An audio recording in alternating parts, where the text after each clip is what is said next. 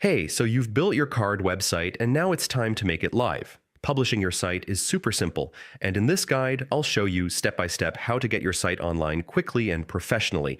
Go to card.co and log in to your account. Make sure you have your site saved and ready to publish before continuing.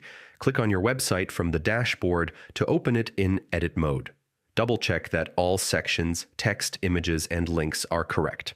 Once your site is ready, click the Publish button at the bottom of the editor. This opens the publishing settings. You can select a free card.co subdomain, or if you have Pro, connect your own custom domain. Free domains work fine for personal projects, while custom domains look professional. Check the settings like HTTPS for security, favicon, and SEO options if you want your site to be more discoverable. Adjust these as needed. Click Publish Site to make your website live. Card will give you the link to your live site immediately. Open the live link in different browsers and devices to make sure everything works perfectly. Check buttons, forms, and responsiveness on mobile and desktop. Now that your site is live, share it on social media, emails, or anywhere your audience is. Your card site is lightweight, so it loads fast for everyone. You can edit and republish your site anytime.